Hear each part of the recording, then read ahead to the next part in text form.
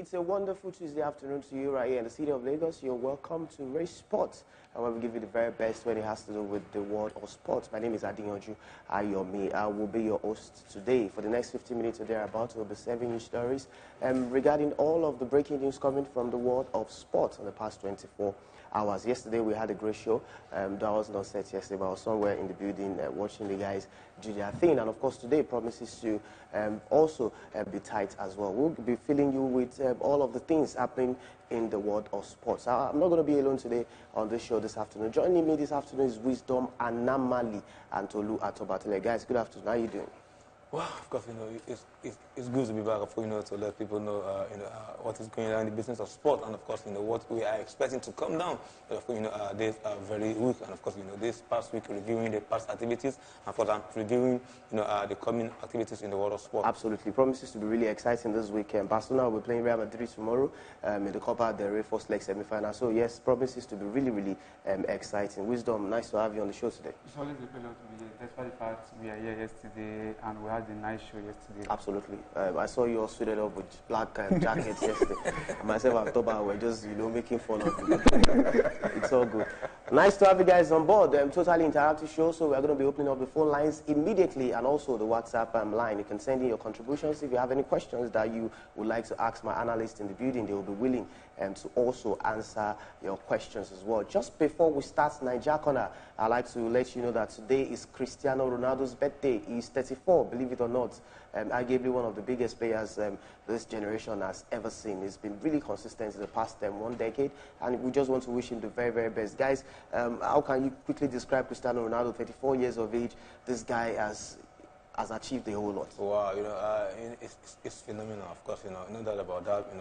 Having someone like that, playing, playing, of course, at the pace he's going at the age of 34, it's something else. You just are one of the best to ever happen to the world of sport. Not even football alone, because you rarely see athletes like that. But working stronger. So when they are getting, of course, older and older, of course. But I think for me, Ronaldo has been a phenomenal figure, over this past year, of course. And everybody is really looking forward, looking forward to him.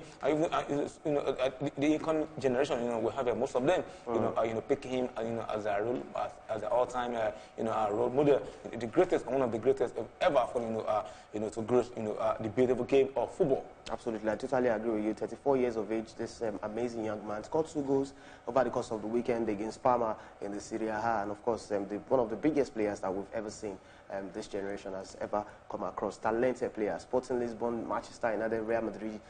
He's won 4 or 5 Champions Leagues, if I don't make a mistake. Of course, brilliant player, I must be said. I don't know if you want to say something about Cristiano Ronaldo. Once we call the name Ronaldo, he's a big player. When you watch Ronaldo now, nobody won't believe that Ronaldo is up to 34 years. They say he has the body of a 20-year-old. I'm even thinking Ronaldo should be 19 years.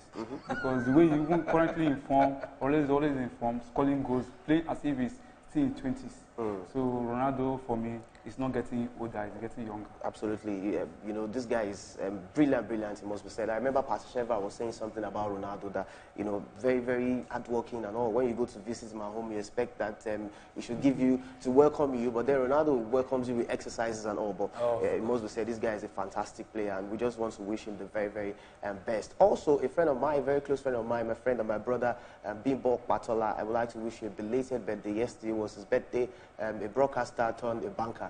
My friend is a very, very good friend of mine. I'd like to wish you happy birthday. Thank you so much for all the love and the support as well. Real quick, guys, let's start off with Niger Corner, and let's start off with updates from the Under-20 Walker. Yeah, that's my friend currently on the screen, Bimbo Patola. Thank you very much for all the love and the support. Happy belated birthday to you. I'm not sure if you are also the same age with Cristiano Ronaldo, but don't worry, I'll not put your business out there. So let's start off with Under-20 World Cup. Under-20 African Cup of Nations qualifier currently going on. Nigeria won their first game against Burundi, and then they are going to be facing South Africa this afternoon. Talk about what do we expect? Knowing fully well that if we get to win this game, that's automatic qualification for the World Cup.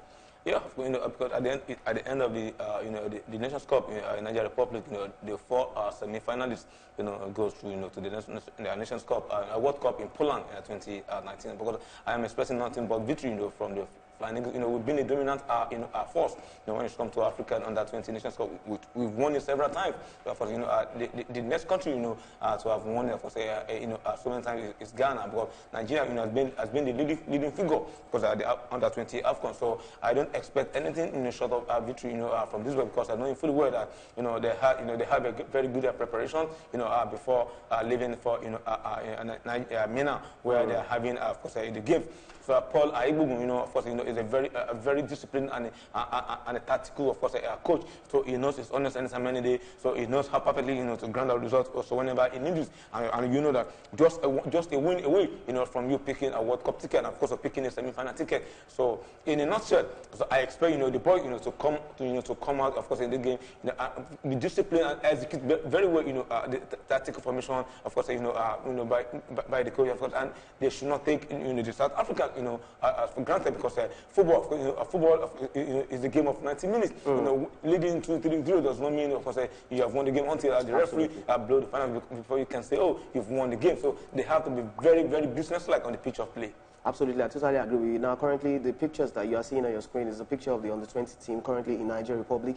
And I've never seen a tournament this easy, in quotes, because this second game, if they get to win, automatic qualification for the World Cup, it must be said. But I'd like to bring you guys into something that I've been pondering on for the past couple of days since we started this competition. The pictures of this guy, I'm sure my director is going to be putting them up on the screen. The pictures of the goalkeepers, the midfielders, the defenders, and the strikers. And then the question that came to my mind is the fact that these guys are they really 20. Let me start off with Wisdom on this one.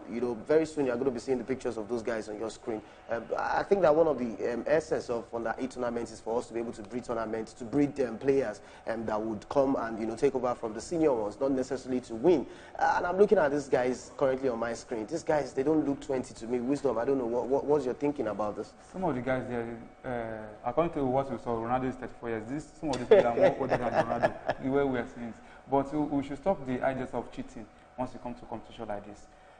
I don't think some of them, okay, if they are 20s, so how old am I?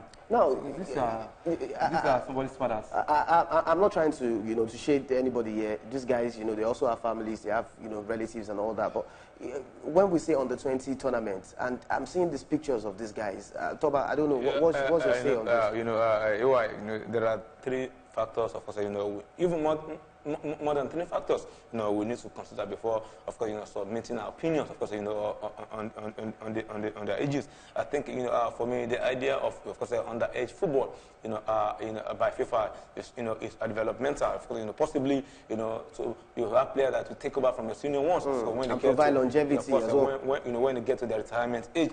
But I think that is one. Then secondly, so everybody knows, of course, if really we are to play, by the rule, because if really want to get under 20 boys, we need to go back to secondary schools. That is where under 20 is. Absolutely. Absolutely. So you don't go back to under 20. You go to a league club, MPFA club side. You can't get under 20 players there. That is another factor. The third factor is, most of these footballers, they go to gym. They have to build their bodies. I totally understand. I knew you were going to bring that up. The truth is, Rashford plays for United. Rashford is 21. It looks big. I understand. Yes, it looks big. When you look at the faces of these guys, it looks big. You understand? So it looks big, but in all ramifications of life, you don't compare African. So Europeans, of course, we live in different worlds. These guys, so we live in different worlds. You don't compare Africans to Europeans. That is one. Then secondly, your facial look sometimes, of course, might not determine your age, if you understand. So, but football in the country, of course, but we have to be factual. These boys are over 20. I saw them on a close quarter at the Agege Stadium. Of course, when during the qualifiers. So I know what I'm talking about. So they are not under 20. And if we need to move forward when it comes to underage competition in Africa, we need to be able to produce the very, very best of young players. It's not compulsory that we go there to win. What matters most at the end of the day is to discover talent and also to have longevity. It must be said. I remember a certain TV station in Nigeria organizes a kids cup, and it will baffle you that some primary schools brought in machineries to prosecute secure that particular tournament, and then those schools were disqualified. Shell Cup as well, somewhere in Plateau State or River State, I heard that a school was also disqualified as well. That is the level of deterioration of football has gotten to, because everybody is looking for a quick way to success. You don't want to go through the rudiment of discovering players, nurturing them to stardom, of course, and bringing them back to use for the country. But we all want to cut corners to get it, which is greatly affecting our football. Absolutely, and then when you look at in doing that, we are only tarnishing our football. Absolutely, I totally agree, and that's where I'm going. The recently concluded FIFA World Cup last year, 5 countries from the African continent did not qualify to the next round of that particular qualification encounter. It tells you that we need to go back to the grassroots. Some of us did not get to see the highlights of Nigeria against Burundi in the first game of this year's AFCON qualifier. Let's quickly show you the highlight, and we'll be back with Nigeria Corner. Just stay with us.